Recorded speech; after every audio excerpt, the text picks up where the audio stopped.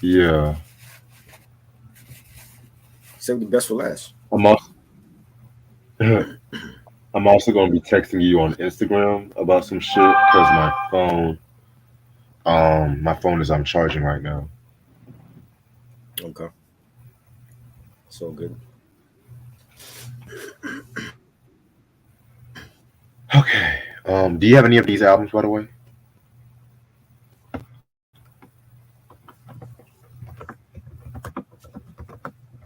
You hear me?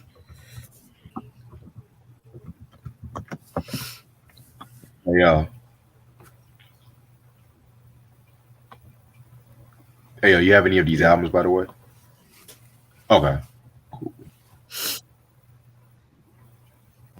Nah, I used to have the House Party one on cassette. I never bought it on CD though.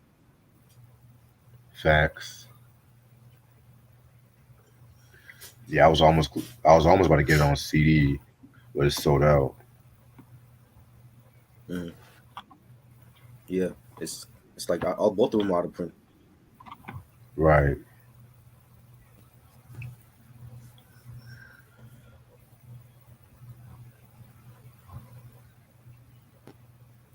Oh wow, Flavor of Love debuted on January 1st. Oh wow, I never knew that. Jalen, salute to the homie.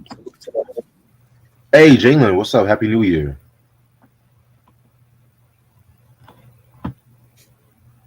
Yeah, of course, there's not gonna be no albums that came out on this Yeah, day, but it's all good. yeah. I think Ice Spice birthday is today. Who cares? Anyway, That's what I say. since I was just going to probably do a hip hop album that came out possibly in the last couple of days and shit, because it's been a good minute since I've done on this day in hip hop. Right. Oh, by the way, today is the first anniversary of Gangsta Boo's death. Rest in peace, Gangsta Boo. It's only a year. I thought it was like 2 years. That's only a year. Wow, that's crazy. Okay, I found a good one. This one came out Uh, yesterday, but it's a good one. So, I saw the Color Purple reboot. Um, Believe it or not, it was actually pretty decent.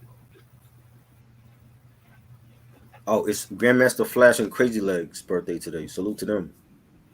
Happy birthday to them. That's right. I did see a post of Grandmaster Flash today. Yeah.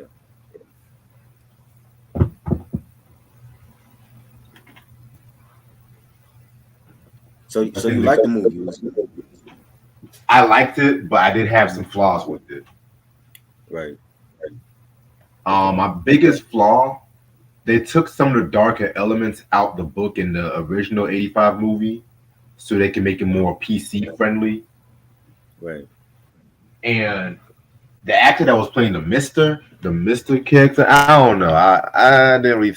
I feel like he was kind of miscast Right.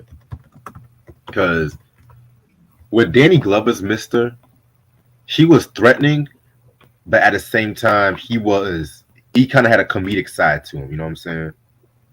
Hmm. The dude that they picked, Coleman Domingo, very good actor by the way, because he was on Candyman, he was on Ma Rainey's, Right. very good actor. I just felt like that role did not service him well. Those are like my only complaints. Believe it or not, Right. and this is surprising right here, I actually like the musical element of the Color Purple on this reboot. Believe it or not, because there was some songs I was kind of bumping. I was like, okay, this is actually kind of good. That's what they were Fantasia talking did about. a thing. Yeah. Yeah, because people make it, oh, well, this is the musical. Oh, I was like, well, you guys gotta understand it. They borrowed a lot from the Broadway Color Purple, mix it up with this one. Again, I'm still 85 Color Purple all day. OG Right. Color Purple, Until You Do Right by Me. Um, Mm. even some of the classic lines they didn't even say and shit like that. You know what I'm Right. saying? But I didn't when I watch these reboots or these sequels, I don't expect to be the exact carbon copy of the OG. You know what I'm Hmm. saying? Because mind you, Scarface from '83, that was a reboot. And now that's like my favorite movie of all time. Right. The Sparkle, not the OG version with Irene Cara. The I'm Mummy. talking about the one with The Jordan reboot. Sparks and Whitney Houston. Rest in peace to Whitney. I love that version more than the OG version. A lot of people are surprised when I say that. What else? What else? Yeah, just on top of my head, I can't. The Mummy. You said what? That was a reboot too. Which one? The Mummy. Oh, I didn't see that. I never The saw Mummy. The one from the 2000s with Brandon. Oh, Brendan Fraser. Right, I saw that. I saw that one. I saw that one. Yeah, Brendan Fraser. Yeah. Yeah, that was a reboot. That was a reboot. Yeah. No, not the one with Tom Cruise. That was another reboot, but the one with Brendan Fraser. That was a trash. That was a trash one. Yeah, I didn't like. Yeah, man. But like, because I'm not anti reboots. It's just that I don't like how some of these reboots they try to cater to a particular demographic. You know what I'm saying? Like when they did the Ghostbusters reboot with the all female cast, I ain't like that one. I'm gonna keep it a buck. That was okay. It wasn't great. It was okay. I feel you. But I might or maybe might do a review on this new Color Purple. I don't know yet. Cause I want to watch it 2 more times before I actually touch on it. You know what I'm saying? But Fantasia got nominated for an Oscar. I felt like she deserves it. You know what I'm saying? Because that's one thing. Fantasia, man, she put in her work. I'm not gonna lie. She put in her work and shit. Taraji P. Henson was good in that role. I think one of them Bailey sisters was in that. I be getting them mixed up. Hold on. I think that was Chloe. That was Halle Bailey. She did a thing. And yeah, Danielle Brooks as Sophia was great. Corey Hopkins, y'all should know him. He played Dr. Dre on the Straight Outta Compton movie. He was on Walking Dead. Very underrated actor, if you ask me. You know, even Whoopi Goldberg made a cameo. That's the crazy thing, because she delivered Celie's baby and shit. Antoine, also, Happy New Year. Oh, Antoine, what's up, Antoine?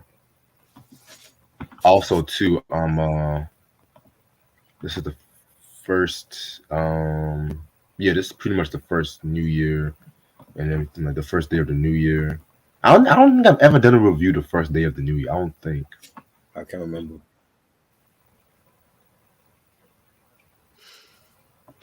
Yeah, I'm getting slightly better, everybody. So that's another good thing. Again, I have to text you about some shit later on.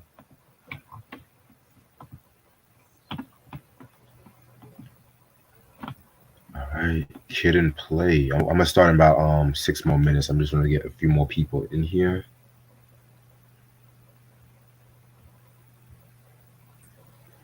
Okay. What else is going on? So Dave Chappelle dropped a new stand-up special. I have yet to see that yet. I've heard many good things about it though. Not surprised. Yep. What else? Oh, speaking of movies, I saw the trailer to that Magical World of Negroes. What the hell is that? Okay. What's the name of the movie? Magical World of Negroes. Yeah. Wow. David Allen Greer as David Allen Greer and shit like that. That's not like so offensive. Cause me and my brother-in-law, we saw the trailer, and shout out to Kaya because she actually told me about this movie. I don't know. I love David Allen. I don't know about this one. It seems to Get Out. It seems to Get Out mixed with Walking Dead or. Oh no! Remember that show back in the day, Touched by an Angel with Della Reese? It kind of reminds me of Get Out and Touched by an Angel. Wow. But the angel is like a white guy or some shit. No, he's like black and white. I've seen him before though, but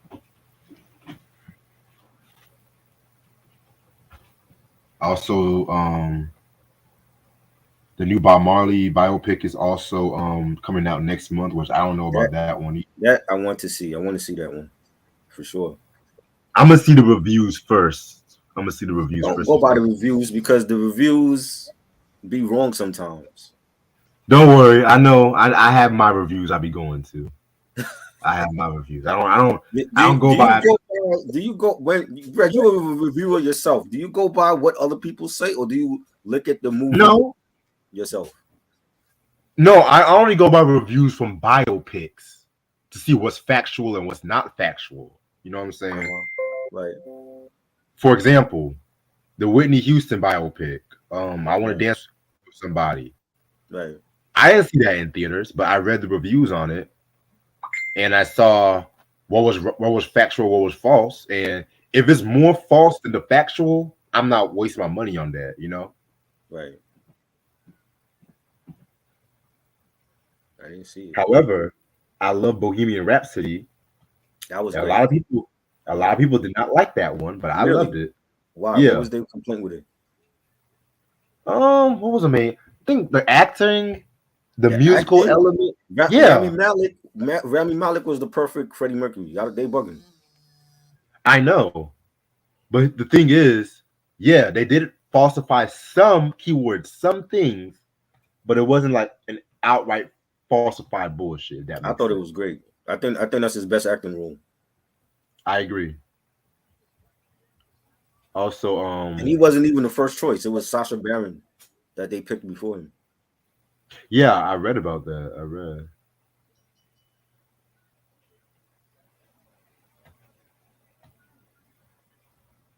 Don't worry, about a thing. It's crazy. Every little thing is gonna be all right. I hope it's good. I think it's been a lot of promotion for the biopic, and hopefully the guy that's playing, Bob does justice to his legacy. Oh yeah, he's a good actor, Yeah. but he's not an Jamaican. That's the thing. But you wanted an authentic Jamaican?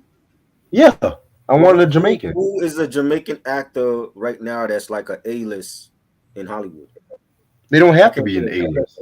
They don't have to be an A-list sometimes. Well, okay. Well, do you know a Jamaican actor right now that could have played that role? No, but I still want a Jamaican. See, it's the thing. It's just like, I don't know. Like I said, he a good actor. I know the actor. He's a very great actor. Mm. But this is Bob Marley we're talking about. You know what I'm saying? I know. So okay, so let me ask you: if they ever plan on doing a Jay-Z biopic, does the actor have to actually be from Brooklyn? No, because Brooklyn is not a nationality. It's not a. Well, you know what I mean, though. You know what I'm saying? You want some type of authenticity to the role. Does he have to be from Brooklyn, or can he be from, British Columbia or something?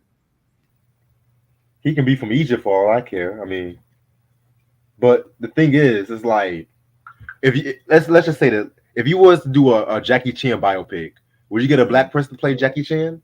No. But the dude is black. Bob Marley was black, so it's not like they got a white actor playing Bob Marley. I know, but I'm just saying, I don't want the accent to be forced. That's all I'm trying to say. We'll see. We'll see what happens. Yeah. I don't even think, even if the accent was shitty, as long as I don't even think that would ruin the movie. You know what I'm saying? The accent could be shitty, but it could still be accurate details of what happened in this man's life leading up to his death. True. You know what I'm saying? Super Mario Brothers was a great movie last year, and before that came out, everybody was wondering, is Chris Pratt, is he gonna have the Italian accent? He didn't have it. It was still a great movie. Definitely. Okay, so we got 5 people coming to this review tomorrow. Bet. You saved the best for last for New Edition. Oh, this ain't gonna be the last New Edition review. That's not the last one we did. I thought we did all of them. No, we didn't. I don't think we did a self-titled one yet. We didn't do the Candy Girl. Wait, hold up. Yes, we did. Oh, we did. Hold up. We did that years ago. Oh yeah, we did. Damn. Oh wow. This is it. This is the one. This is the last one. Okay. Well, I mean, we didn't do Under the Blue Moon. I don't know if you still want to do that one, but all the other ones we done. We can do that. That's gonna be on the list. Under the Blue Moon's gonna be on the list. But yeah, we still got the solo albums because I know Ashley wants to talk about the Ralph Tresvant albums too. Okay. True. I told everybody after Kid and Play, I'm gonna take a good break until maybe March. I don't know yet. And do your thing. Cause I'm still gonna like help you out, Mike out. I might do random shit, but this review, I'm like, yeah, I'm gonna take a good break. Do your thing. Okay, I'm about to start this shit.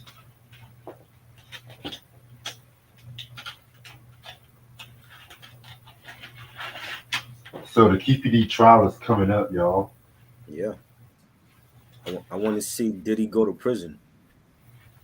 Dun, dun, dun, dun. Yeah. This is going to be interesting. Yep. Everybody wants to see Diddy go to prison. Yeah, long overdue. Brother Love.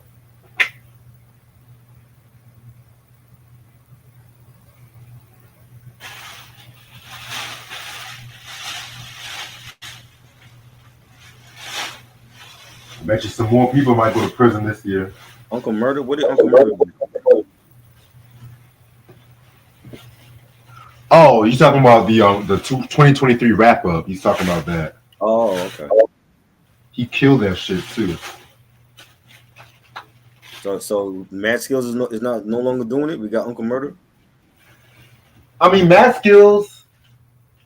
I think he does it time after time because he might do a couple days after, but right. Honestly, Uncle Murder took the throne for Mad Skills. With all due respect.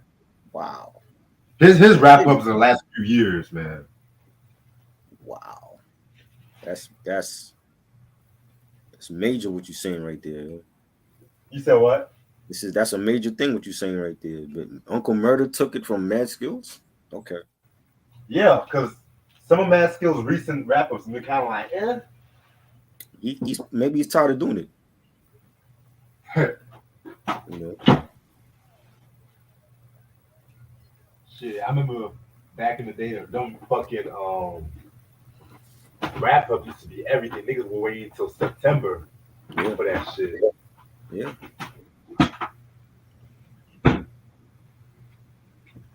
Shit. Whenever I hear controversy, I'm like, I still feel like there's other artists that could do it better than him. I would love to hear Black Thought do it or Mos Def. You know. Ooh. That would be very interesting. Yeah. All right. I'm ready to start whenever you are. Let's go. Happy New Year, everybody. How's everyone doing this lovely, lovely, lovely Monday? It's your boy Reg in the building. I got my homeboy Try with me. Yo. All right, so technically this album did not come out today because it's New Year's Day, and I don't know if anything came out in history in retrospect, but it's still a soundtrack, and we talked about this soundtrack, and we've talked about this movie too. It's going to be the Juice soundtrack. This came out December 31st, 1991, couple weeks or months before the movie actually came out. We've talked about this soundtrack before on a soundtrack month. You know what I'm saying? This is definitely one of my top soundtracks of all time. You know what I'm saying? I mean, one of my top movies of all time too. You know, the Juice soundtrack definitely had a lot of dope shit, like Naughty by Nature's Uptown Anthem. A little trivia about that track though. If you guys got the OG version of the second Naughty by Nature album, the self-titled one, keyword I said second because they did drop a first album under the new style, which I do need to talk about at one point. They don't have the song Uptown Anthem on the OG version, but then this song got more popular on the soundtrack. They reissued on the the self-titled joint, and they added Uptown Anthem, which I actually got the reissue, thank God, because Uptown Anthem is my fucking joint. Juice Know the Ledge, Eric B and Rakim. You know what I'm saying? That's a fire ass track. So You Want to Be a Gangster with Too Short was dope. It's Going Down with EPMD. Is It Good to You? This is the one with Teddy Riley and Tammy Lucas, because there's another one with which we recently talked about with Heavy D and the Boys and everything like that too, which I kind of prefer that version on some real shit. Yeah. I prefer that version. I felt like that was tailor made for Heavy D and everything like that. So also, y'all check out the Heavy D album. We actually talking about every Heavy D and the Boys album in the solo discography too. So y'all check that shit out. That Eddie F review is gonna come very soon. But yeah, as far as soundtracks go, this is definitely a top favorite of mine.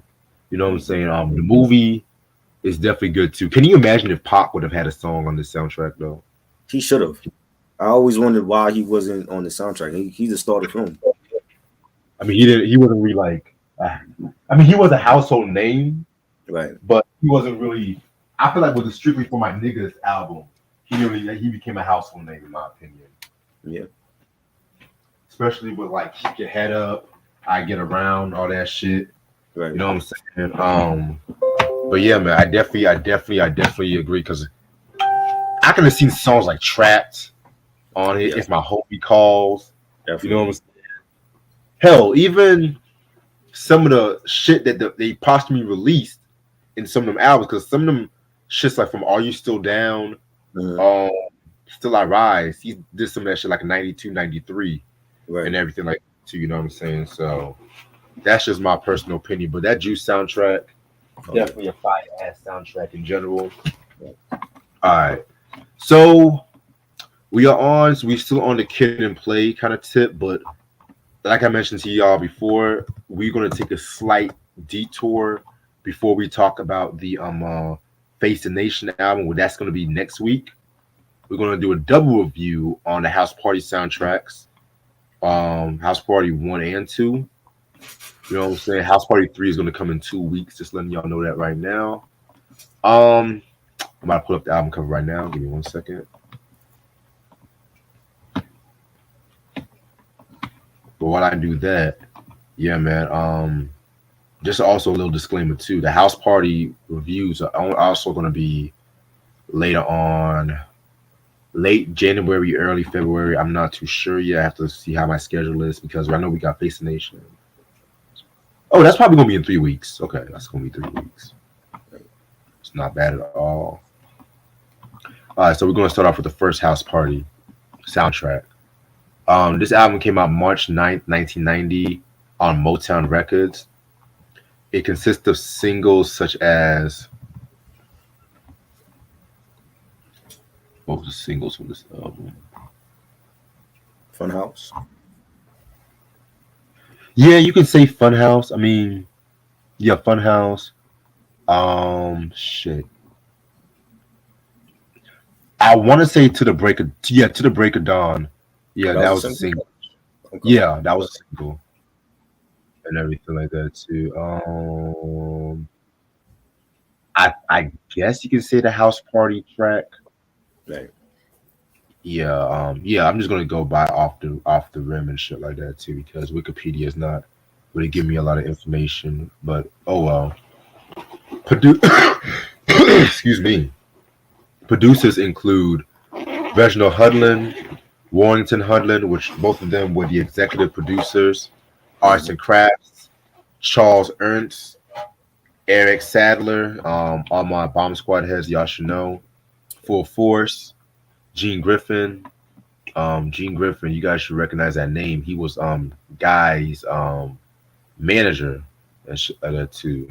Herbie Lovebug, of course, Kenny Pollock, Kenny Vaughn, Marty Marl, and the Invincibles. Guest appearances include Today, Arts and Crafts, Force MDs, Lisa and Cult Jam, UTFO, Shell Pepsi Riley, Ex-Girlfriend and E. Croft, Kenny Vaughn, The Art of Love, Flavor Flav, of course Kid and Play, LL Cool J, Zan, and Heat Wave. Okay. Now, the reason why I wanted to do these reviews together was Mhm. because a lot of the songs on these soundtracks, I've talked about them in the past, so I don't want to dedicate a whole full week with a lot of songs where I talked about it in the past. So I'm just gonna scrunch them all together and stuff like that too. You know what I'm saying? Um, yeah, House Party. Oh, and also too, we're also going to talk about only the first three House Party soundtracks, the one with Kid and Play, the ones that matter. Yeah. So, since we're going to review the House Party movie in 3 weeks, we're just going to talk about how we got to House Party, and when we get to that part and shit like that too. You know what I'm saying? Right. But yeah, man. But after the release of Funhouse, I mean, around the time of the Funhouse, that's when they did the whole House Party movie and everything. Like I mentioned to y'all before, Right. originally it was supposed to have been DJ Jazz Jeff and the Fresh Prince, but they were busy with motherfucking what's that show, the Fresh Prince of Bel Air, and everything like that too, and just other music ventures, and also too because Will was going through his tax issues, he's going through financial issues at that time too. So it is what it is. So this soundtrack came out in 1990, and yeah, it lives up to the motherfucking title. It literally lives up to the motherfucking title because this is definitely one of the most. This might be one of the most funnest reviews we've ever done, and everything like that too. You know what I'm saying? Mhm. Yeah, man. I kind of go back and forth which one of these two I like the most, but we'll talk about that when we do.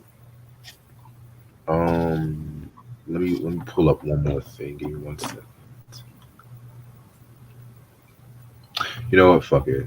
Yeah, fuck it. I'm not gonna do that. All right, but yeah.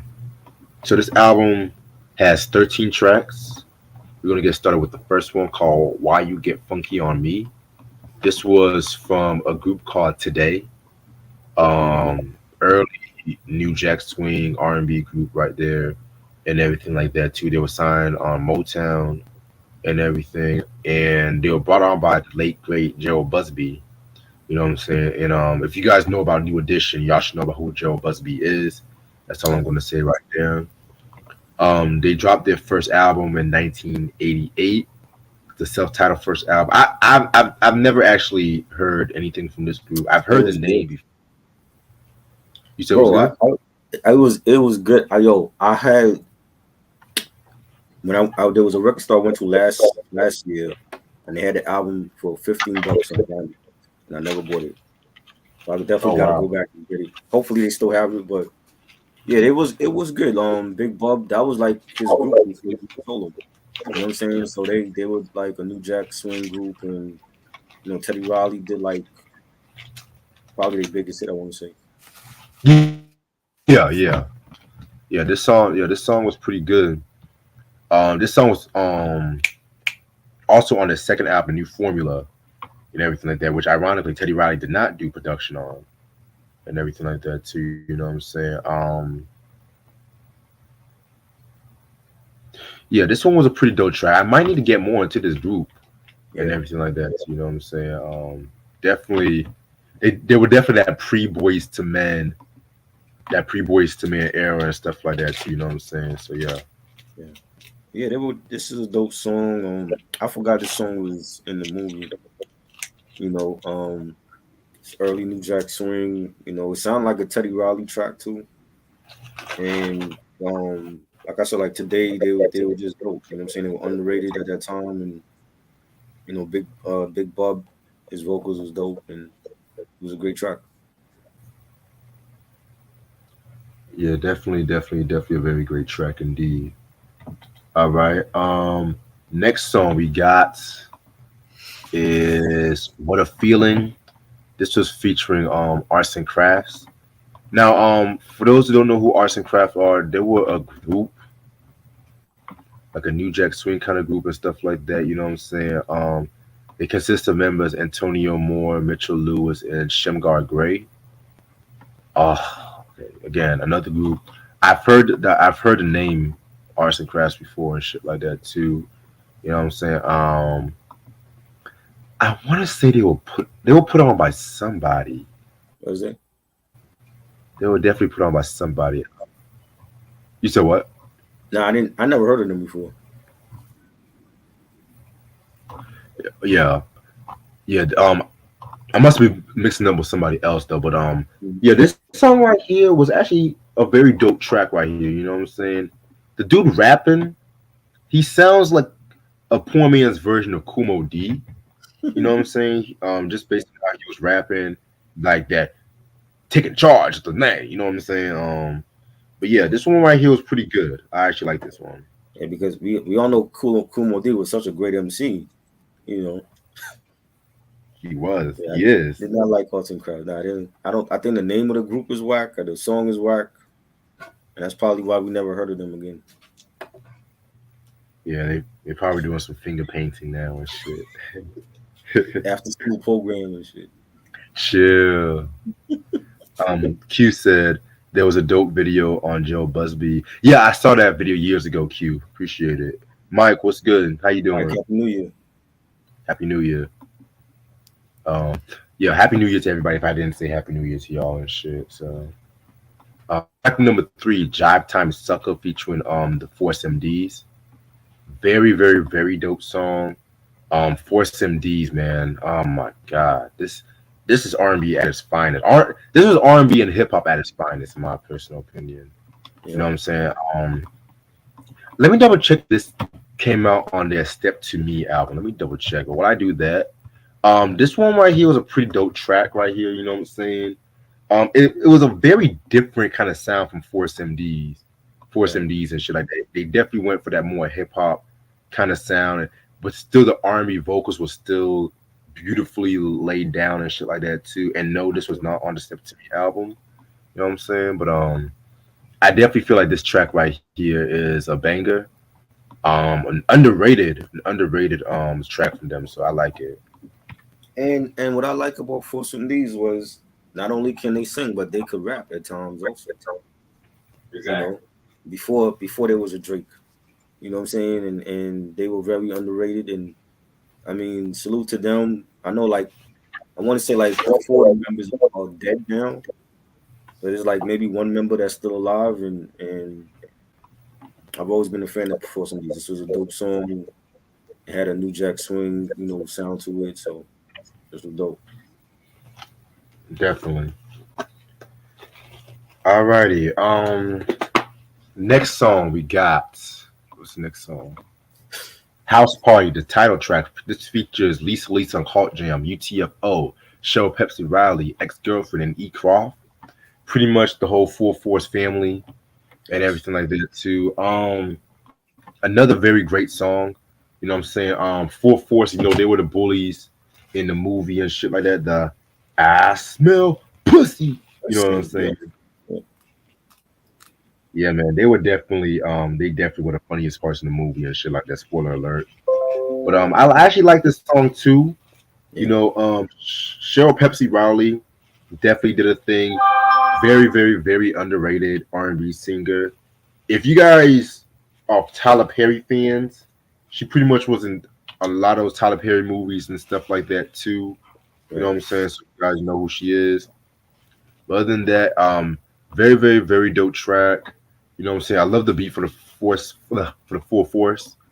Lisa and Cult Jam, I'm gonna be real with you. I need to listen to more of this. I've never really actually been the biggest Lisa and Cult Jam fan. I love them. Love you from head to toe. I know they did that song. They got hits, man. Like I got the greatest hits album. They got some hits. Oh yeah, I believe it. I saw the unsung. I started unsung and shit like that. You know what I'm saying? But yeah, this is definitely a very, very hot joint. And she's still killing it. Like she's still doing shows, Lisa, still looking gorgeous, and this was a great collab with having Lisa and Full Force and Shell Pepsi Riley. And they played this song in the movie as well. And I think it just captured, this was like the house party theme. It just captured, the whole tone of the film and what it was about.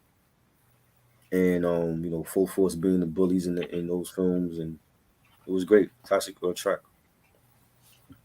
Definitely. All right. Next joint is called This Is Love. This is with Kenny Vaughn and The Art of Love. This was actually a pretty good track right here too.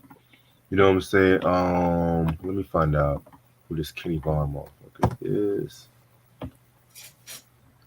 Kenny Vaughn, from what I looked up, I swear to God, he soundtracks and stuff like that.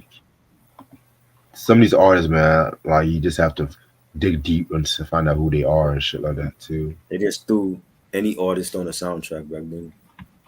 I mean, but that's how it was back in them days and shit like that, you know? Okay. Yeah. So yeah, Kenny Vaughn, he pretty much had a group called Art of Love. He appeared on the Boomerang soundtrack. He did some stuff with Sesame Street and everything like that too. Yeah, this can. Because Wikipedia, it took me to another Kenny Vaughn, but he was a country singer, so I know that was not him. But yeah, this one was a very dope jazzy track. It kind of reminds me of something Anita Baker would have done for the Compositions album. I don't know if it's just me. Yeah. But yeah, this was a hot joint. Yeah, it was cool. I don't know who the nigga is. I never heard nothing from him. It was cool. It was a nice song. Definitely. All right. Next track is "Can't Do Nothing for Your Man." This is a Public Enemy song, but on the soundtrack, it's listed as a Flavor Flav solo track. Now, I've talked about this song and this album, Fear of a Black Planet, years ago. This is actually one of my favorite Public Enemy songs, period, and one of Flavor Flav's best performances in any Public Enemy song. I Can't Do Nothing for You, man. Hey, man. That's gonna be my theme song for 2024 and shit like that. I'm not Right. gonna hold you, Right. you know, because it's pretty much what I got from this song. How motherfuckers aren't there for you, but then when they need something, they want to be you're gonna be the first person to call. And Flavor Flav just had it enough with that shit. You know what I'm saying? Mm-hmm. The video is pretty good too, so I like this one. There's a video for this? Yeah, I don't remember the video. I'll send it to you. I gotta see that again. I don't remember. I remember the song because the song was in the movie. They played it, at the actual house party. At Place House, and it's on Fear of a Black Planet. It is, and we talked about this before. Flavor Flav, in my opinion, didn't get enough mic time, but when he did get the mic time, he definitely hit a home run with this song. 911 is a joke, and I it's just a real funky track. Had a nice beat, and I love the message in the song. I tried to help you all I can, but I can't do nothing for you, man. I love the way he killed the vocals on that, and it's a memorable track. Like when I think of House Party, and you think of the songs from the movie, this definitely has to be in that conversation. You know what I'm saying? Along with the House Party theme with Lisa and Colt Jam and Shell Pepsi Raleigh, and they had memorable songs on this soundtrack. They did. Yeah, I definitely agree with you about that part. Yeah, and y'all can also check out the Fear of a Black Planet review on my channel. Next song we got is Funhouse featuring Kid and Play. Now, if you guys remember the review we did last week, I did not really care for this track, to be real with you. Which is crazy. I still don't care for this track. But yeah, just watched what I said about it last week. Classic Kid and Play track. It was played in the movie. Both albums came out at the same time. That's why it's on the House Party soundtrack too, and I loved it. It was one of my favorite Kid and Play songs. Definitely. All right, next song is To the Break of Dawn featuring LL Cool J and Marley Marl. Excuse me. So we did talk about, well, I don't know if you did the Mama Said Knock You Out review with when me. Was that? Yeah, it was before. It was years ago. Yeah. So it was before we met. But I've always talked about To the Break of Dawn. Mm-hmm. This is actually one of the few songs that they did not play in the movie and stuff like that too. You know what I'm saying? Because LL just did it as a promo single. Mm-hmm. And if you guys, there's a performance I shared on my YouTube a while back ago where he went to Chuck Chillout's birthday party and he was actually rapping this song, but it was over the Keep Rising to the Top instrumental. Oh, shit. Honestly, that's my favorite version of that song.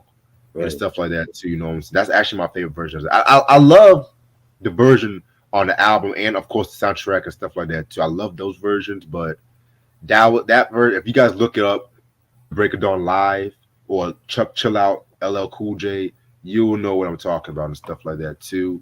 But yeah, man, this is definitely one of my favorite diss tracks of all time. He went in on Mo D, Hammer, and Ice-T, and even EPMD too. He threw a shot at EPMD. Did he? You know I missed out that dart. What did he say about EPMD? And all you wannabe sheriffs can get shot down. Okay, you know and then the gunshots come in. Okay. Yeah, because at that time EPMD came to Def Jam Records, and it was mostly just friendly competition. It was not anything serious and shit like that too. You know what I'm saying?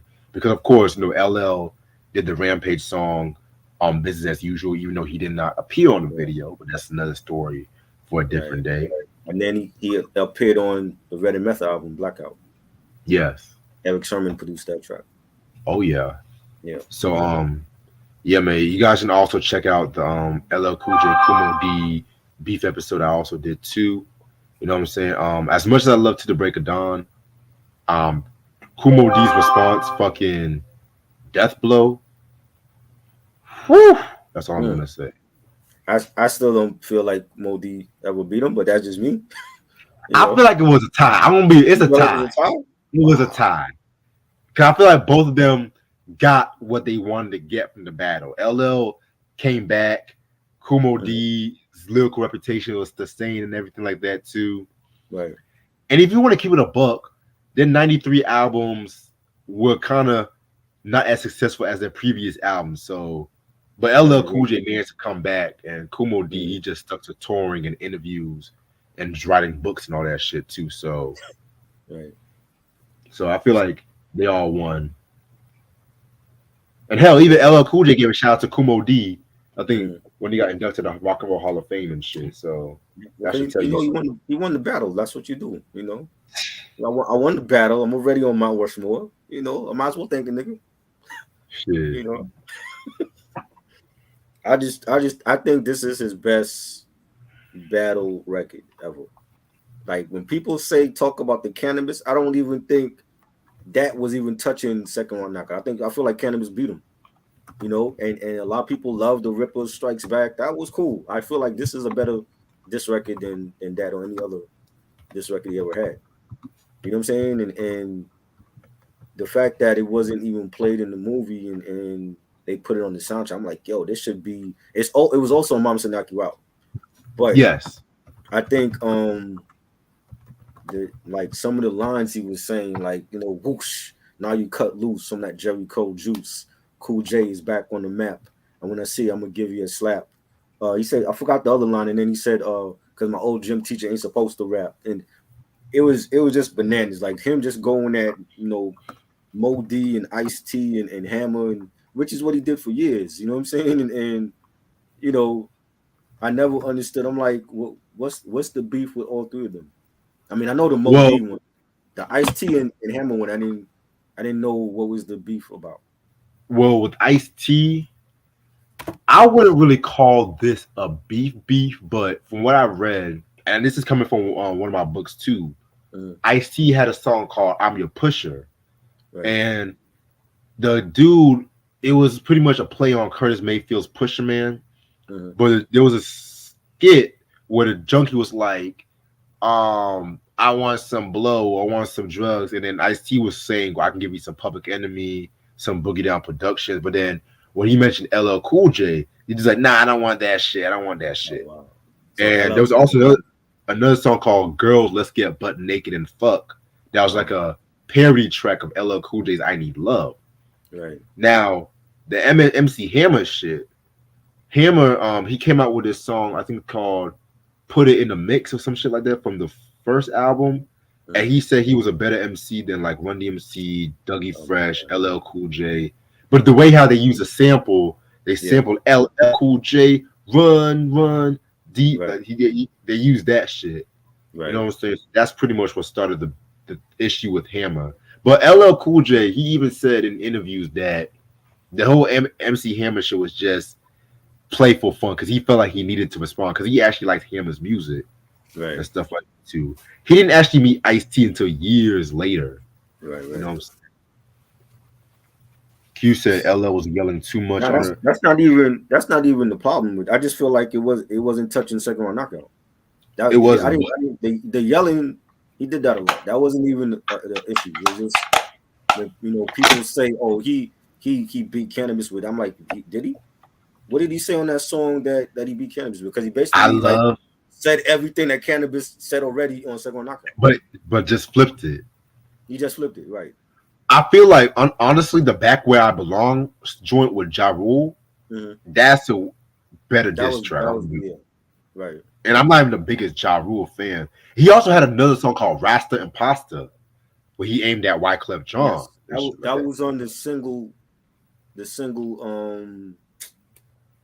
when he had the beef with Wyclef, and Wyclef came out with the joint. He had like Naomi Campbell on the joint.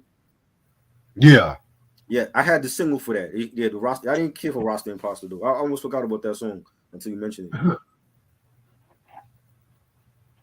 But yeah, man.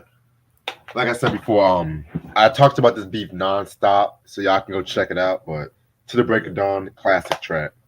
Yep. All right. My fault. So you said what you had to say about To the Break of Dawn?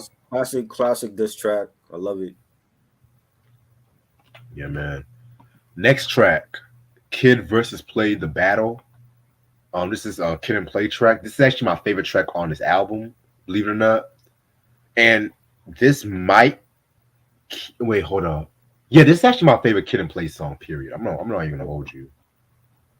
First of all, it is definitely a vintage hip-hop song where you have two MCs battling it out and everything like that too. You know what I'm saying? We all remember the scene when they were in the house party and they actually dropped a freestyle, which I like that because they took that rap battle and put it on the soundtrack. Yeah. You know what I'm saying? They both were going in, but I love the Kid's lines when he said, "It's my prerogative, so you know I gotta give more for the dance floor. I'm gonna give brains to her." Kid's revving and buzzing just like a chainsaw. I make him say, "Damn man, that kid was a grand man." You know what I'm saying? That was pretty ill as fuck. You know what I'm saying? Mm-hmm. And then play was no slouch either. Right. I love when he said, "Hold on, anything." They did anything you can do, I can do better. Join, and then he came out with this because I'm a dismiss with a death kiss and make you sorry that you ever stepped to this microphone wizard. So come on, place your bet. Is it gonna be me or a race ahead? I put your money on a sorry old poor thing, and when you get behind a sure thing, you know what I'm saying? Yeah, this is definitely a classic hip hop track. I don't give a damn what no one says. This is a classic hip hop track. Yes, that whole scene. Yeah, that whole scene in the movie where it's Sheree and Sydney and they're doing a dance battle with Kid and Play and Kid and Play goes into the freestyle battle. That's just an iconic scene just to see battling in a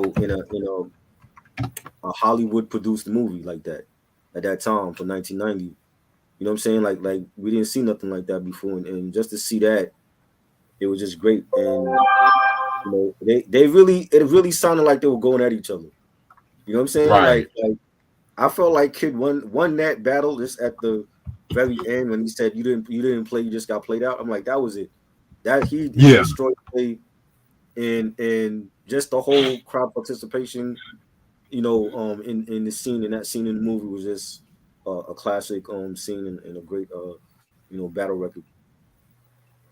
Yeah, it was definitely a great battle record too. It kind of reminds me of those old 80s, like them 80s mixtapes and everything like that too, where it's just like Busy Bee and Kumo D when they went at each other and stuff like that, or the Fierce 5 and the Treacherous 3 and everything like that. Kumo D's getting a lot of mention tonight. Okay, I don't know why. So. Excuse me. So yeah, I definitely agree with you about that. Sorry about that. Track number 10, I Ain't Going Out Like That, featuring Zen. Again, another act I didn't really get a lot of information from, information of and stuff like that too. But the song was pretty decent. Not really the biggest fan on that one, so it's pretty decent. It was alright. I don't know who they are. Zen, that's the name of them. Yeah, I never heard of them. got you. Next track is Shirley. This is Arts and Crafts again. Again, this is another track I didn't really care too much for. I kind of prefer the first Arts and Crafts song and shit like that too. So I didn't like all the Arts and Crafts songs. So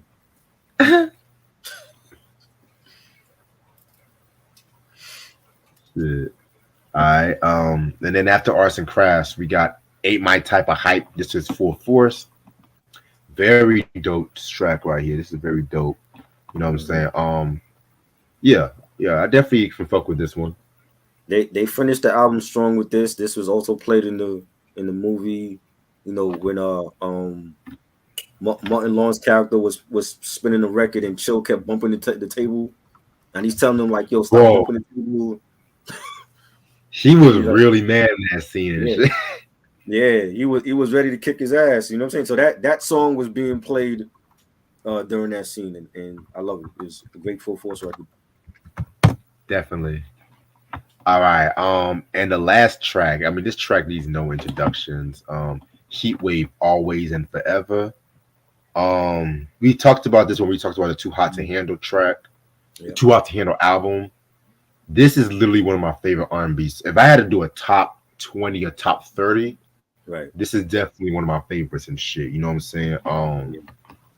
I've already said my thoughts on this one, but just to let you guys know, they actually did this song. I don't think I told y'all, but they actually did this song in one take, and they did this in front of a crowd in a studio and stuff like that too. You know what I'm saying? So, also too, my boy Luther Vandross, he did a very dope cover on that songs album, the cover songs album and stuff like that too. Yeah, you know what I'm saying? That version actually got him nominated for Best Male R&B Vocal Performance in 1995, but he lost to Babyface When Can I See You?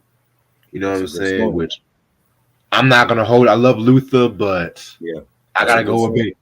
Well, honestly, the nominees was head to head. Yeah, Tevin Campbell's "I'm Ready," Barry White's "Practice Retreat," yeah, and Al Jarreau "Wait for the Magic." I mean, that was back when the R&B Grammy was on lock and shit like that.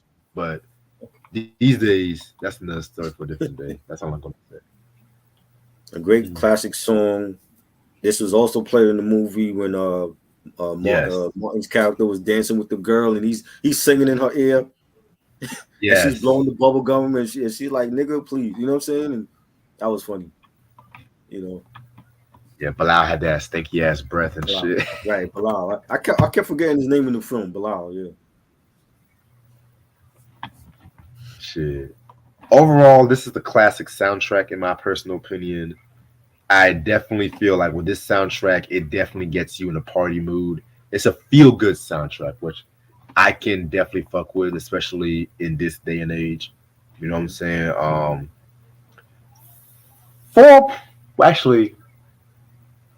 I'm gonna give this a 4.7 out of 5.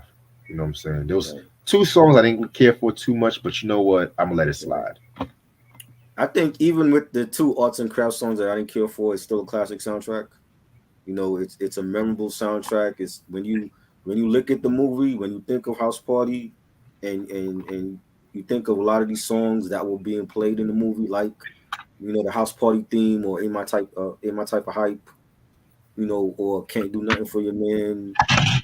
And I just think it was a great mix of like New Jack Swing R&B artists with hip hop. And it's 5 mics for me. It's definitely one of the best soundtracks ever. I agree with you on that. Now, 1 year later, we came out with this sequel, which, spoiler alert, my favorite house party in the series. I'm gonna be real with you. Your favorite movie or soundtrack? Favorite movie of the series. Okay. Soundtrack wise, man, I might have to go with the first one, slightly above. Right. But that does not mean this one is a slouch either. That's all I'm going to say. Right. So House Party 2 soundtrack. I don't know why I sound like Don Cornelius. This came out October 15th, 1991. Of course, this one came out MCA this time. Okay. MCA. Well, this was when Motown was sold to Polygram and stuff like that too. So it wasn't really the Motown we all remember at that time too, but it is all good. Singles this album came out with Ain't Gonna Hurt Nobody from Kid and Play, Tony, House Party 2, I Don't Know What You Came to Do, and Ralph Tresvant's Yo Baby Yo. Yep. Other notable songs we have Eric B. and Rakim's What's on Your Mind. That was a single for the Don't Sweat the Technique album, I believe. You know what I'm saying? So okay. Yeah. Let me double check. I only remember 2 singles from that album. Let me double check. I could be wrong. Oh yeah, that was literally the first single. Yeah. Wow. I always thought it was Don't Sweat the Technique. So that was the first single? No, it was Don't Sweat the Technique was the third single. That was the third single. Okay. What's on Your Mind? Know the Ledge. Then Don't Sweat the Technique. And they had Casualties of War. That was the single too. Yes, sir. Okay. That's a very underrated rock hit. Yeah. That might be their most political album. I'm gonna keep it above. I agree. They're much versatile because it was political, but then it had the lady tracks. I mean, and niggas have the audacity to say that's a bad album. They had the audacity. Wow. And that album came out like right after we coming off of the 91 Gulf War. Right. And I thought that was a dope album. I don't know how I guess people slept on it. Oh yeah, this was mad slept on and shit. I'm gonna be real with you.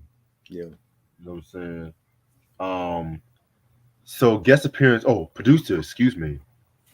Eric B. and Rakim, which that can also be up for question too. No shade to Eric B. and Rakim, but their production credits can be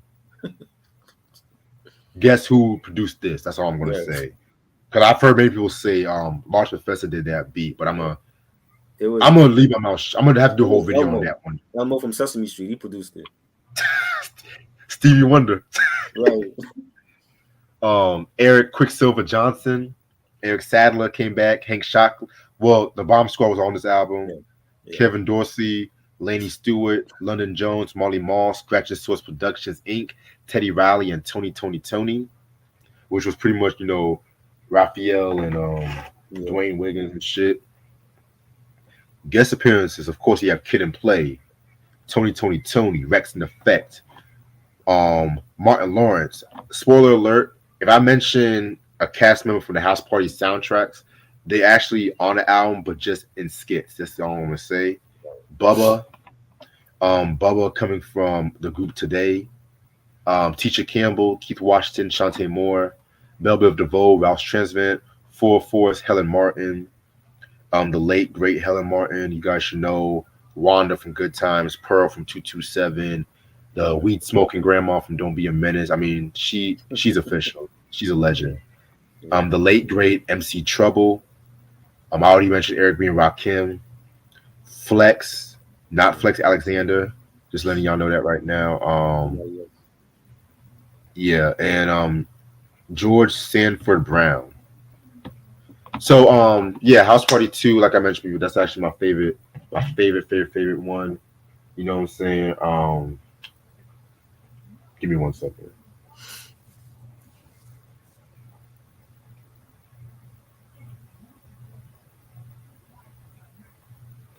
Sorry about that. But yeah, this I'm just gonna spoil it right now. I feel like they should just ended it off for this one. I'm gonna save my thoughts on House Party 3 because I know a lot of people do like that one, but this one was just the true finale, which I'm not gonna spoil it for you right now, but this one to me was the last great one, in my personal opinion. And people shit on this one too, and I don't understand why they shit on this one. I've seen people shit on this one, but they praise the reboot. That's what I don't get. I didn't watch the reboot, so I was not watching that. You know, I think it's a continuation from part one. You know, kid goes off to college after his pops dies, and you know he gets into hijinks at college. I thought it was a great sequel. I don't know why people, you know, they shit on this one. I don't know. People are just stupid. Yeah. But yeah, man. So this album, give me one more second.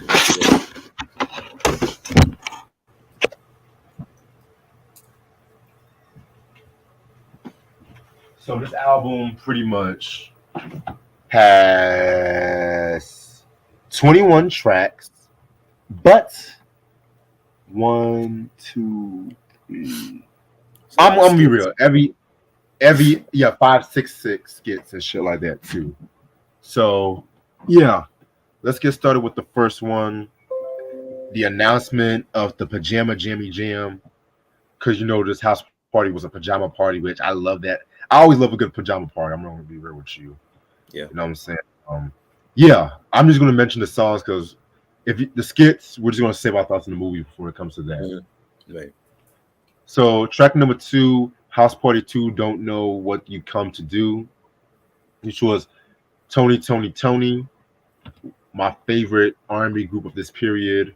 Mm-hmm. No, don't have no bad things to say about them and shit like that too. You know what I'm saying? I mean, we done a whole 2020 album breakdown to talk about all the albums, Raphael Sadiq's album and shit like that too. You know, this one, it definitely sounds like something that could have been on the Revival album.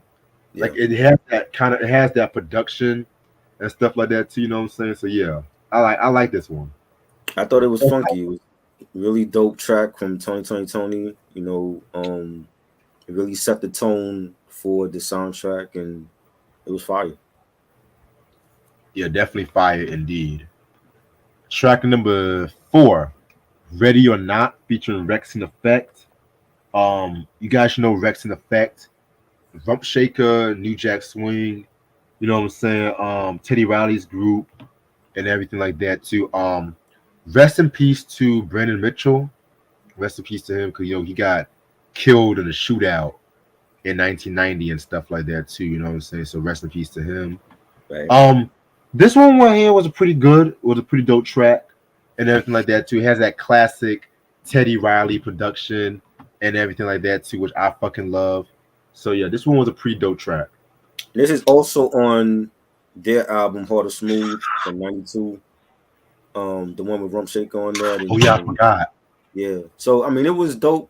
I love it. You know, it's a classic Teddy Riley, you know, New Jack Swing type of track, and you know, they did their thing. Yeah, they definitely did their thing on this one. All right. Track number 6, Ain't Gonna Hurt Nobody, featuring Kid and Play. Let's let y'all know this is the group's only single to chart in the Billboard Hot 100. Really? Believe it or not. Yes. Yes. Now you know what's crazy? When this first came out, I didn't like it. I just thought it sounded too like commercial. They had singing on it. I didn't like it when it first came out. It grew on me like years later.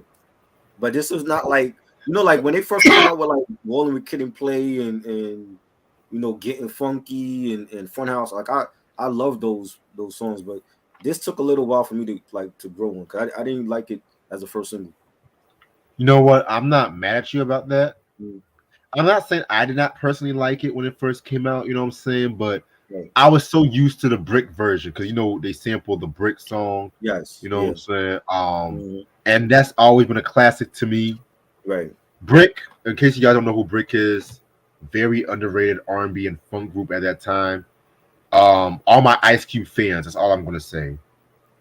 But yeah, Ain't Gonna Hurt Nobody. It's a catchy song.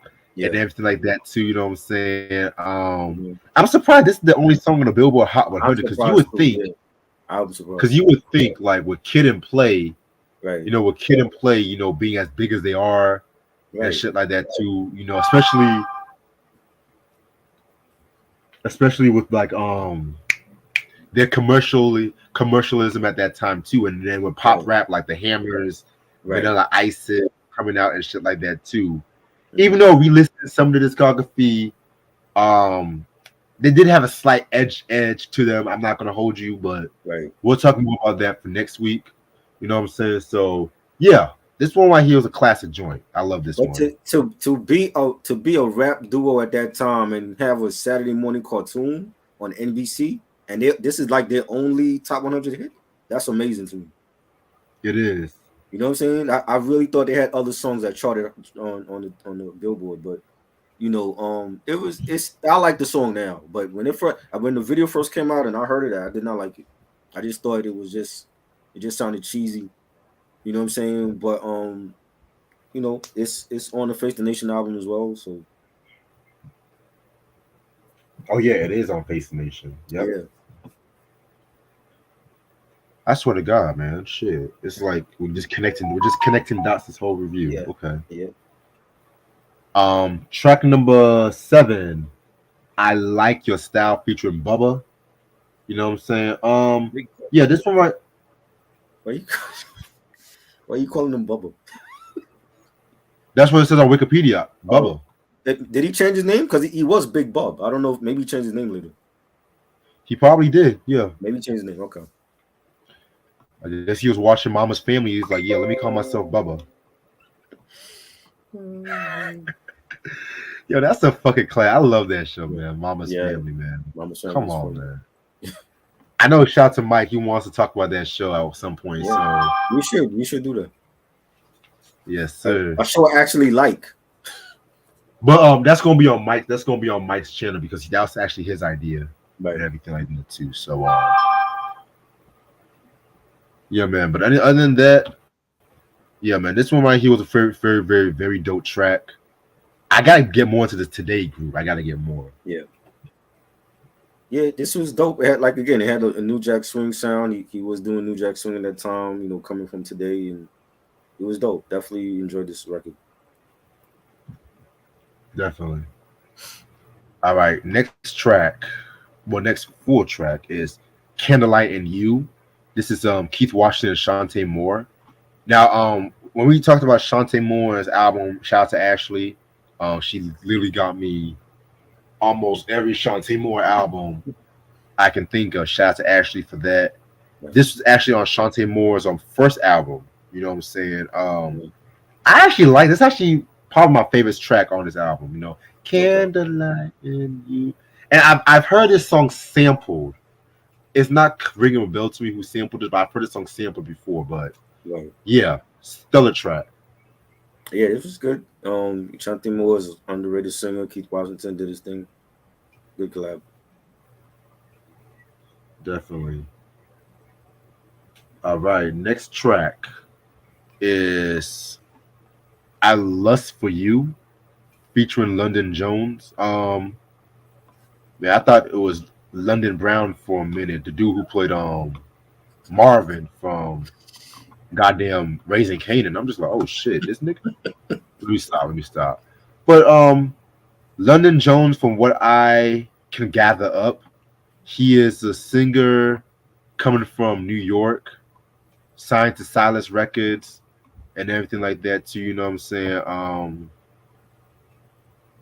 Yeah, I'm doing my best. I don't know. I'm doing my best to find these people, but this song right here, one of my favorites on this album. It has a Janet Jackson, Rhythm Nation kind of feel. That the ballads on Rhythm Nation, like Come Back to Me. I got that kind of vibe from this track. You know what I'm saying? I wish there was more stuff from this motherfucker though, but hey. I don't know. This song was okay. I don't know London Jones, so he's one of those artists that they just threw on the soundtrack and hope that they got that artist got a buzz or whatever. But I didn't hear nothing from this guy, so I don't know. Yeah, definitely. All right. Next joint we got is Let Me Know Something featuring Belle Biv DeVoe. Now, this was actually on the Poison album, which is the first album. You know what I'm saying? Honestly, I felt like it was a pretty solid track. Right. It's not really one of my favorite Belle Biv DeVoe songs, but it was a solid track indeed. So I'm not mad about that. That's one of my favorite underrated songs on that album. You know what I'm saying? Because everything else on that album was a smash hit, whether it was Poison or Do Me, BBD, I Thought It Was Me, but that song to me was always like the most underrated on that album. And the only problem I have with both of these soundtracks is a lot of the songs on other people's albums from some of the artists. So it's not like they didn't send in and submit like a actual new song for the soundtracks. They just took a song from what was already on their album and just put it on the soundtrack. Well, you also got to realize too. I get what you're saying, but with some of these songs too, I get because songs like always I can't even talk today. Like what we just talked about, Let Me Know Something. That came out in 1990.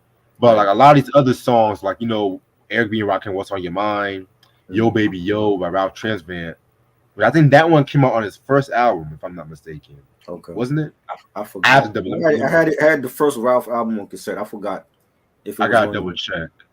Yeah, but like because sometimes those certain studio albums came out either months after, or they might just have like a song that might not be a single, but they still want to get some play, like LL Cool To the Break of Dawn, and stuff like that too. They want to get some play or just some promotion for the upcoming project and shit like that too. And also too, some of these songs might just be B-sides to singles too. That's true. You know what I'm saying? Because even on the Juice soundtrack, EPMD's It's Going Down, that came out on the Business Never Personal album. Uptown Anthem, of course, came out on the reissue of the self-titled joint and stuff like that too. You know what I'm saying? So that's why I love soundtracks back in those times, because you can get the exclusive shit from the artist. You know what I'm saying? Right. But yeah, man, y'all check out the Poison review we done. We did that one and the remix album and shit. Classic. And unfortunately, we did the Hootie Mac album. All right. Track number 3, Yo Baby Yo, featuring Ralph Tresvant. A lot of New Edition love with this one.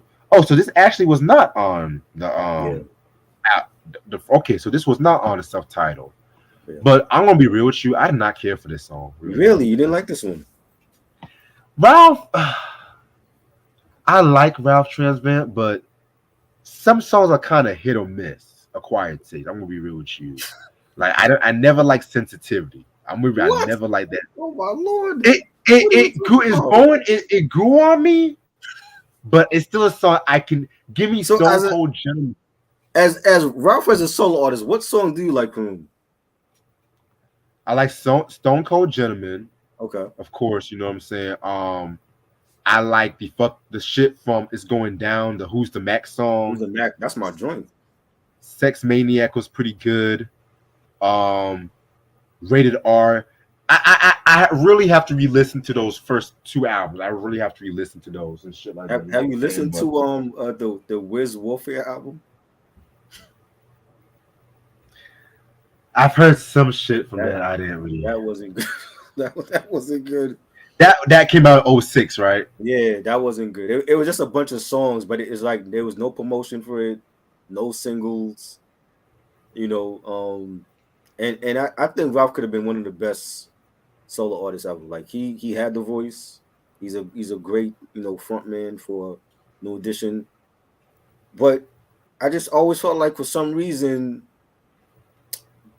they didn't give him enough promotion for any of his albums. It was always about Bobby or BBD. BBD came out of nowhere and just blew all of them out the water. You know what I'm saying? But Ralph really should have had an epic solo run, and he didn't. You know what I'm saying? But I love this song. Do you remember? Do you remember the Arsenio performance? Of what? Of this song? Because he performed this on Arsenio. I think I saw it years ago. To be real with you, I want to say he actually no. He's in the movie though. Right? I think he performed this in the movie, and he had like the pajamas on. At the pajama, I remember that, of course. Yeah, at the pajama jammy jam that Play had for Kid or whatever. So he's in the movie performing it in pajamas. But I want to say he performed it on Arsenio with pajamas also. I forgot. It's been like a long time since I've seen that performance, but I always thought this was a dope song from him, and the fact that it wasn't on none of his albums. And if you look at it, even like New Edition been on a lot of soundtracks, and a lot of those songs haven't been on their albums. You know what I'm saying? So it was like that to me was like, yo, like you actually got to pick up the soundtrack if you want this song. You know what I'm saying? And you know, if it was released as a single and you didn't want the soundtrack, then you buy the single. You know, and it's kind of crazy how they got BBD and Ralph after each other on the soundtrack. And I want to answer your first question. Talk about how he didn't get a lot of marketing. That's an easy question because I felt like when the New Edition had that hiatus and they all went solo, Bobby, BBD, even Johnny Gill. Well, Johnny Gill, he always had that edge, but they all had that certain edginess where they grew up with their audience. Right. I like Ralph. He's a great singer. But if I hear that 1990 album, it's to me a New Edition album without the New Edition members and shit like that too. And that's not a bad thing. So you think they could have did Sensitivity like all together? Yes, I can honestly do. I don't know, man. I feel like Ricky and Ralph would definitely have done well on that one. Right. And I'm talking about the Johnny Gill New Edition without Bobby, the Any Heartbreak New Edition. Right. But he had Bobby on the Stone Cold Gentleman joint. My point exactly. You know what I'm saying? And then like at this time, right? This is what 92 this came out? This soundtrack? 91. 91. So technically they had already reunited. They reunited with the Word to the Mother joint. So they had already reunited, but we didn't get the reunion album until 96. Stay tuned tomorrow. You know what I mean? See, it all connects. Yeah. And it's like also too, and this is just gonna be something very controversial. Ralph was overshadowed by a lot of acts at that time. I'm gonna be real. In other groups? No, just like R&B, male R&B acts at that time. Like, because you gotta remember 1990, 1991, Boyz II Men was coming out. Right. You had the guys, the Keith Sweats, the Chucky Booker. Even though that Games joint came out in 92, still, right. You know what I'm saying, and shit like that. But I feel like, you know, the early 90s, R&B was kind of getting a little grown, and sounds like Sensitivity and Stone Cold Gentleman was just like stuff like New Edition would have done. Right. And even if you watch that VMAs reunion, you had Belle Biv DeVoe kill that shit. Yeah. Then you had Bobby Brown did that piece of Tap Into My Heart, which I wish that album would have came out. I wish that motherfucking album would have came out, but that's another story for a different day. And then you had Johnny Gill. But then, hi, my name is Ralph Transmit. I feel like Ralph should have started it off because I don't know. It's just that I don't. It's weird because he has a couple of hit songs solo, but it could have been more if they actually promoted him like a big solo star. You're coming from, to me, one of the best R&B group of the 80s with New Edition. And that is my Temptations from that era. Don't let BJ know that shit. Well, BJ goes, BJ is a huge New Edition fan, but he thinks 112 is better? No, not even. Not even. You know what I'm saying? Ralph came from a legendary R&B group like New Edition. And for some reason, I always felt like MCA felt more, confidence in Bobby Brown as a solo artist. And then BBD comes out of nowhere and they go multi-platinum with Poison, and they focus more on them than Ralph. You know what I'm saying? It's like I've seen them live. Like when Ralph does this solo thing, he does Sensitivity and he does Money Can't Buy You Love. That's it. He might do on occasion, When I Need Somebody. You know what I'm saying? Who's the Mac? He's not doing that. No, because nobody remembers that song. I wish. And I love that song, but he's not doing that in concert. You know what I'm saying? And it's a shame because it's like when we talk about artists that could have had a bigger career, he could have had a bigger solo career than he did. Yeah. And we have to bring back Belle Biv DeVoe because I felt like if you watch that movie, it's just like when Bell Biv DeVoe really came out and they had that right mixture with the hip hop. That they had R&B and hip hop on lock and everything like that too. You know what I'm saying? I don't know. It was just like Bobby and Bell Biv DeVoe. Johnny Gill was already had a following way before that, so I'm not really going to count him and shit. You know what I'm saying? So Ralph was like the Eddie Kendricks of the group, and like I said, I love Eddie Kendricks, but it's like, well, I feel like both David and Eddie, their solo careers had a lot of highs and lows because Motown didn't really do a lot of promoting when it came to them too, which we all know why, for obvious reasons. So yeah, but let's get to the next song. Track number 15, What's on Your Mind with Eric B and Rakim. Now, again, this is another album I reviewed, and I did the whole discography of Eric B and Rakim. This version is slightly, keyword on the emphasis on the slightly different than the album version, because I felt like, with this version, when he said that, when you hear that, I mean, the album version, when you hear that, hey, yeah, hey, yeah, when they utilize more of the Midnight Star sample. And I don't even have to tell y'all what sample that is because that's been used so many fucking times and shit like that. You know what I'm saying? But this version was more straightforward and stuff like that too. The sample was more straightforward.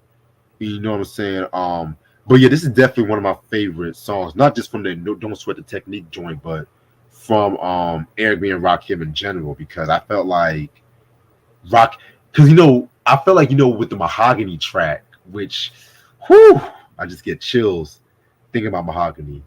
Like Rakim definitely did more of those like love songs, which he kind of continued even after the Eric B and Rakim joints.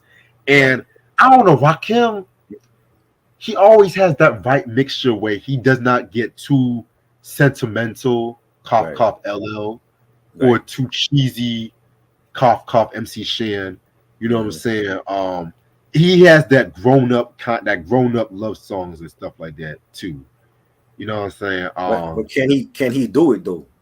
See, when you look at Rakim, is he the artist that can do a love song? Yeah, Rakim can do love songs. He can do love songs. Well, I mean that wasn't his thing, but it's like Mahogany was dope. But it was a storytelling joint too. Yes, you know what I'm saying.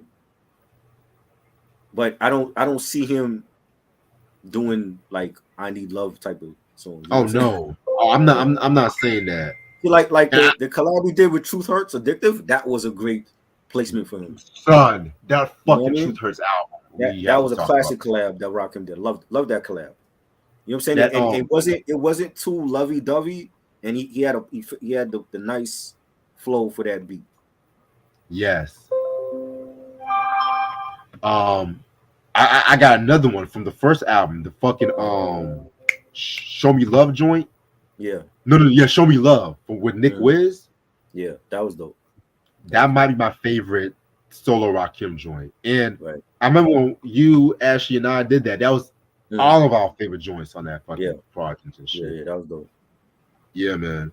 But and I'm grateful because this is around the time when hip hop love songs was getting away from that whispering tone. What we talked about, that hey girl, I want to talk to you. That because I feel like when LL Cool J, and I love LL, I fucking love LL Cool J's music. But when he did that, I Need Love, a lot of those fucking East Coast MCs was trying to do an I Need Love and stuff like that too. You know what I'm saying?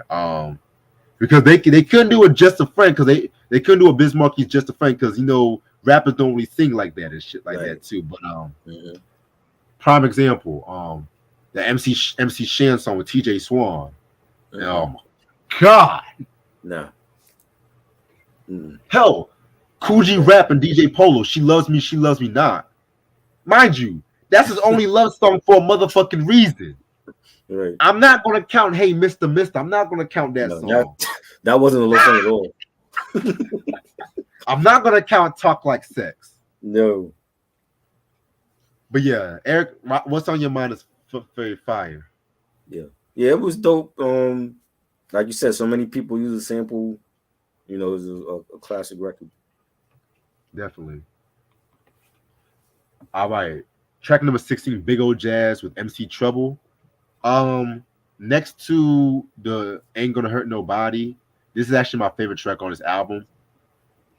MC Trouble, if you for those who don't know who she was a female rapper who the first female rapper to sign to Motown Records, believe it or not, and everything. And she dropped an album back called Gotta Get a Grip, which I'm gonna be real with you, I've never actually heard her music. Oh, you heard it? Okay, cool. Yeah. And she, unfortunately, she was born with epilepsy, and she actually had a seizure in her sleep, and she passed away. Damn, I remember that. So, if you guys remember the Tribe Called Quest song Vibes and stuff, Five paid tribute to her on that track too. You know what I'm saying? Yeah, man. This song was actually released posthumously as well, and it's actually her second and final hit from her. Shout out to Celebrity Underrated because he actually did a very dope video on her life, so y'all can check that out too. But yeah, this one right here was a very, very, very fire joint and stuff like that too. You know, if she would have really continued, she would have definitely been a problem. Yeah, for sure. She was like a chilled out MC Light, but with the cadence of Queen Latifah. You know what I'm saying? Yeah. You know who reminds me of her? Like her vocal tone, Rhapsody reminds me of her. Yo, like the way that she sounds a lot like MC Trouble. I definitely can see it now. Yeah. By the way, Rap, where the fuck that album at? I've been waiting. Right? Where the fuck that album at? No? I hope it's coming soon. You know. If I have to go through one more Kanye album without a Rhapsody album, I'm gonna scream. You might have to do that. You know. Kanye dropping this month, so you might have to go through a Kanye album. Allegedly. You know. But yeah, I mean, it was a good song. I want to say I think she was already working on the second album when she passed away. She was. But it never got completed, unfortunately. And you know, I remember when that happened back in the day, and you know, we lost a great one. And this was a good track. Yeah, definitely. All right. Next song we got.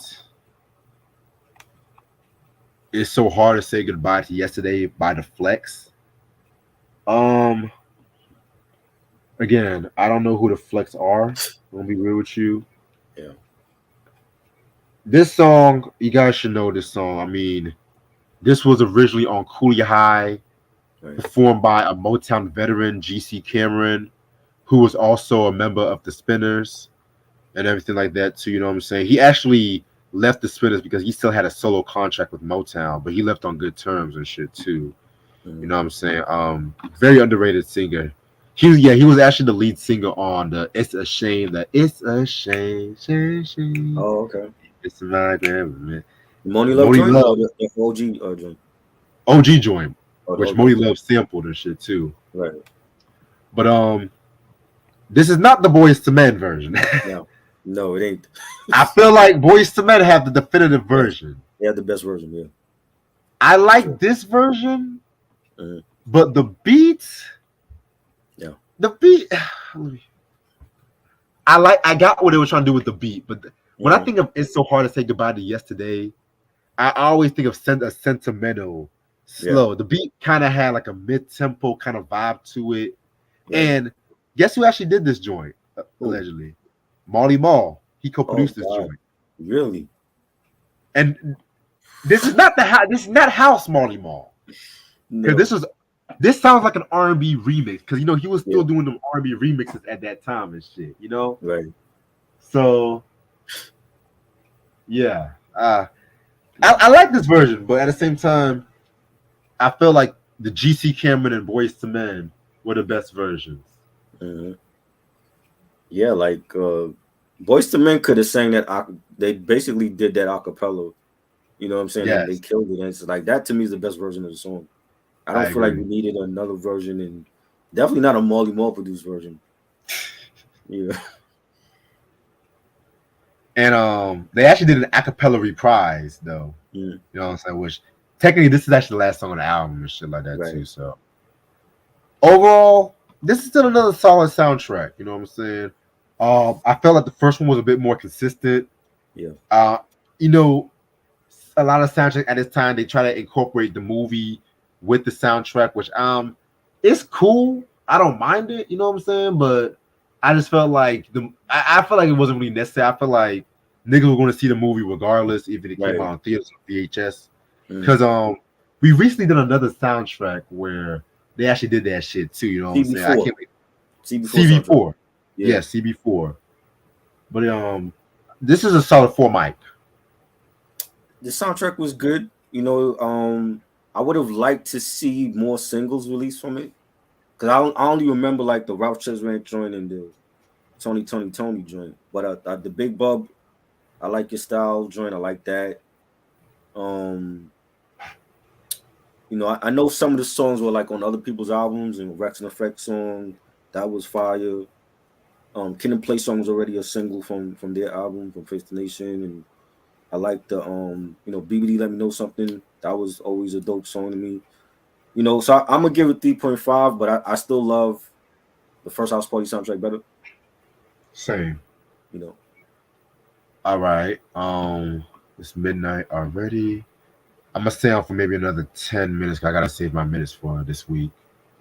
But yeah, so a couple of 2024 shit going on. So tomorrow we're gonna do 2 videos tomorrow actually. One of them is the Home Again review at 8 p.m. You know what I'm saying? We have Ashley and has a friend that he told me about. Her name was like Patrice Bland. Okay. I don't mean to say her full name. I don't mean to say her full name, but he said he met her while he was out of town and shit like that. You know what I'm saying? Yeah, man. Everyone's inviting everybody. I don't mind that. You know what I'm saying? I don't mind that. Hopefully, I can just go over to everything with her because you know sometimes when we bring some new people in, they like to try to take over. She would try to take over shit. That's why most of them don't even come on the show no more. Also that day, and I'm gonna say midnight for now. We're gonna do our top 10 hip hop albums of 2023. Oh boy. I mean, yeah, because it has been an interesting year in hip hop. You know what I'm saying? Yeah. Also Friday, it's gonna be the SOS Band On the Rise album. You know what I'm saying?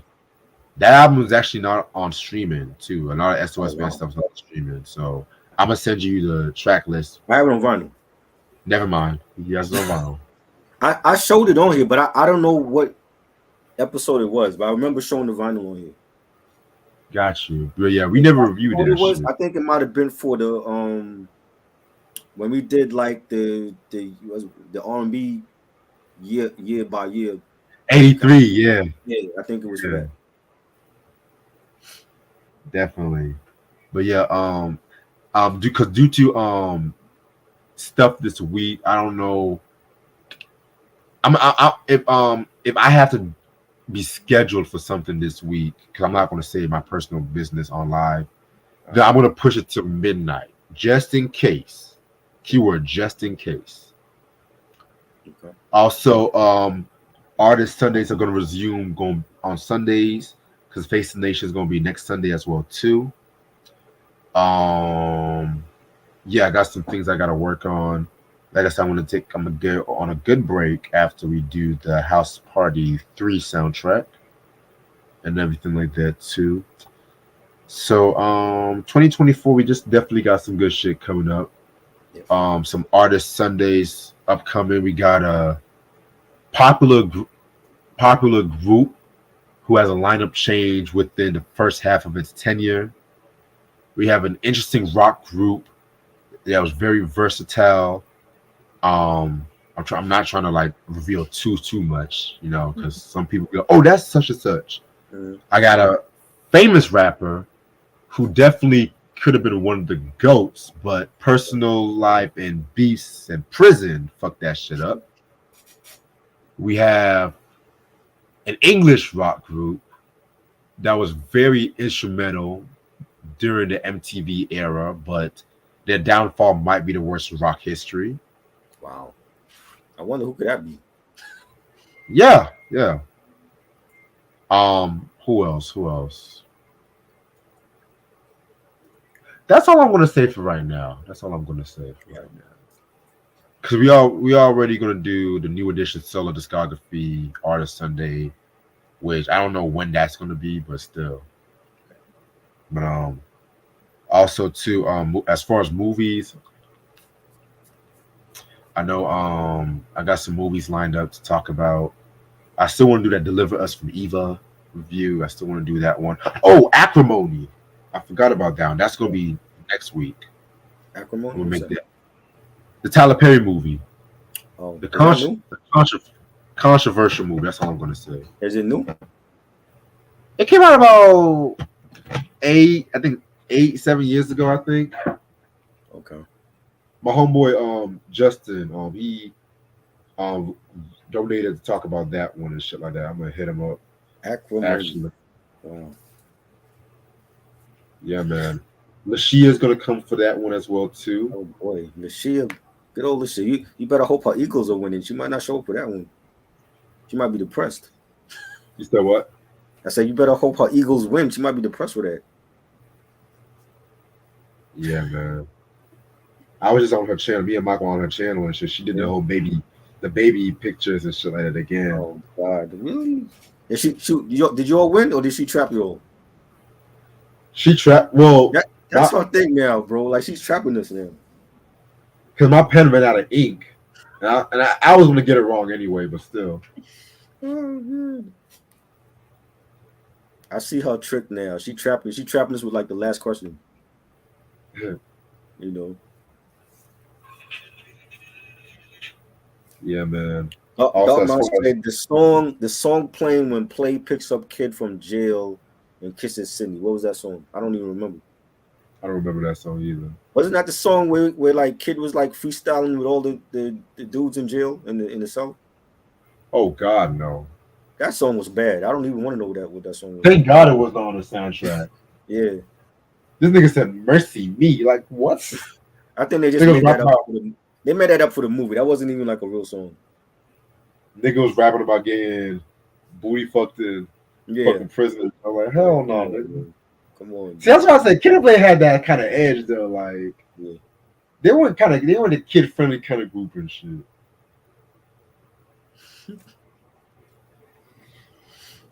What else? Cosby Show breakdown is gonna be in 2 weeks. Great. After that, we got Family Matters coming up, Laverne and Shirley, and Moonlighting. Everything great until you said Moonlighting. Damn it. Well, I'm still on the second season, so that might be a good minute. You watching all the seasons? Yeah. How many seasons was it? 5.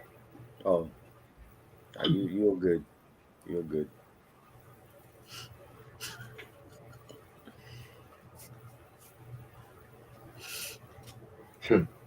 You never liked that show, did you? Never. No. My mom loved that show. That was her thing. I wasn't into that. You know what I'm saying? Like when Bruce Willis went his way and he did John McClane, that's when I became a fan of his shit. I feel you. All right, I'm gonna stay on for another 4 more minutes because I'm hungry as hell.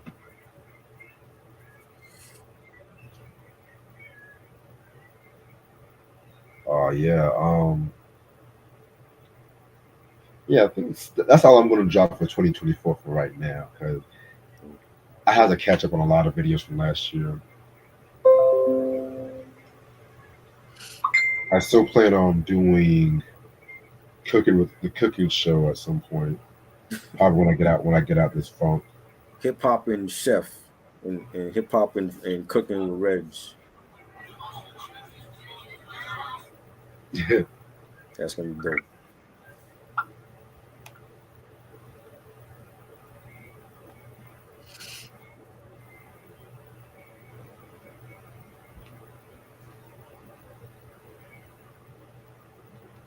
But yeah, House Party 3 soundtrack. That's the one I can't wait to talk about the most. When are we doing that? In 2 weeks. 2 weeks? I'm gonna check that out. I don't remember listening to that one. That one I'll check out. some of their best songs are on that one. So you say some of their best songs. Are we gonna see?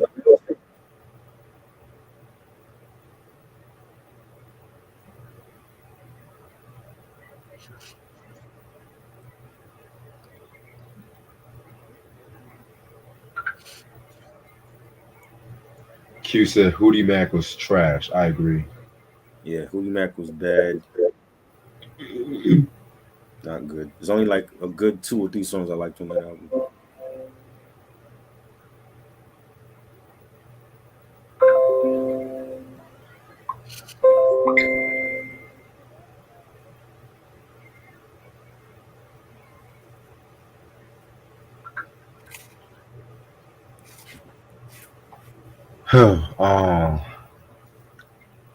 I gotta get my 2023 list together. Yeah.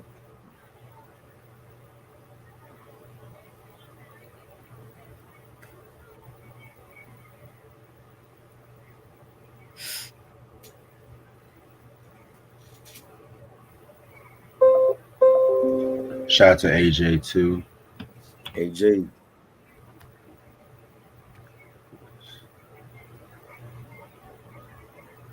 Shit. Let's see. Ray said, "Love Shantae Moore, underrated singer." Yes, she is. Yes.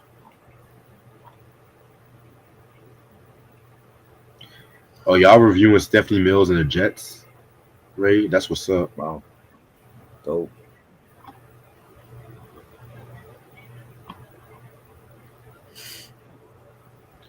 By the way, Ashley was giving me some good ideas too. Yeah. For next week. Oh, she's joining us tomorrow. Oh, yeah, she's joining us tomorrow. She's going to come next week too because we got a double review on a certain R&B artist for next week. Nice. I gotta start collecting soon because yeah. First of all, I gotta make sure my shit's together first before I start collecting again. Because there's some albums I really want to get. Really, isn't that always? That's always the thing. Nah, but this is like some shit, some rare ass shit I'm trying to fucking get. Right. Oh. Because I was going to go collecting this weekend, but bullshit happened.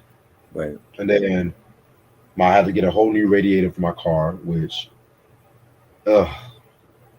I'm just grateful everything worked out for me and shit. I'm just grateful. Because I could be without a car, and I don't want to be without a car again. God forbid. And you need it down here, so. You said what? And you need it down here. Right.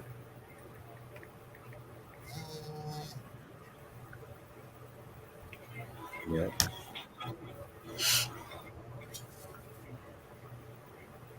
So I'm gonna end off this video off right here. Yeah, I'm gonna end off this video right here. So yeah, the House Party soundtracks, I want to say those are out of print. I want to say, cause I know the first one. I think it was a reissue a while back. Oh, okay. I think I don't know if it was respect the classics, but I definitely got to double check. But these ones should not be hard to find. They should not be hard to find. Anything you want to say before we head out? I just uploaded a vinyl live stream I did with a platform. Shout out to Ready to Retro, Max. Shout out to them. They're a real nostalgic platform that stay true to culture, and we had a great time doing that. That was back in November. That actually was on my mother's birthday that we did that live stream. And I just uploaded it to my channel, so check that out. We showed off a lot of different rap vinyl that we had, and he's a hip hop head as well. What else? I'm doing an interview on Thursday with a platform called Grind Ethics. Shout out to them. They did an interview with Hip Hop Jillian. Shout out to Jillian for stopping by. So I'm gonna be going live with them, and they he actually hit me up also to be a part of a mixtape documentary that they're doing. At some point, they're gonna be filming that, and talking about the 2000s and the mixtape era, and he's picking different people to be a part of that documentary, and showing some of the mixtapes that they still have in their collection. So look out for that. And Friday, I'm dropping the Allure interview I did with them from 2 years ago, from January 2022, on my channel. So for people that didn't see it, you get to see it on my channel because it is my content. So anything I did on another platform that I'm no longer there is going to my channel. So shout out to Allure. Look out for that on That Ain't Rap Podcast. Yeah, man. Take all what you got and put it on your shit. All of it. Any content I did is going to my channel. You know. Yes, sir. All right. And I think Mike said he's trying to do a top 100 movies at some point. Yes. He said, did he say, was it Tuesday? It was supposed to be that Wednesday? He said. I think Wednesday, but I'm gonna double check. Well, my list is done, so I'm ready for that. Nigga, I didn't even start on my list. What? I told you, like, I started back in the summertime. Like, when he told us, I already made my list. So my list has been done. Yeah, because, like, I feel like my list is going to be all over the place. I know. I'm just going to be real with this. Some of the quote-unquote American classics that people love, y'all not going to have those. Y'all not going to see those on my list. There you go. That's all I'm going to say. If Buckwheat had a film, you would put that on your list. Hell no, I don't like Buckwheat. Well, you mean the Eddie Murphy Buckwheat? Yes, Eddie Murphy Buckwheat. Well, depending on what Eddie Murphy year, because if it's after a certain period, I'm like, nah, bro. Yeah. But I'm gonna have some cartoon movies too. So yeah. I'm gonna have some. I might even have a No Limit movie. You never know. Oh my God. You never know. But I'll tell you what, let me know what time, Mike. Let me definitely keep y'all updated throughout this whole week because I don't know what shit I got going on this week, but I'm gonna work on my list tonight while we have our meeting and shit.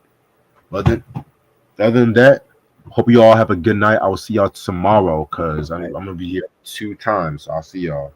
Peace. Yeah. Peace.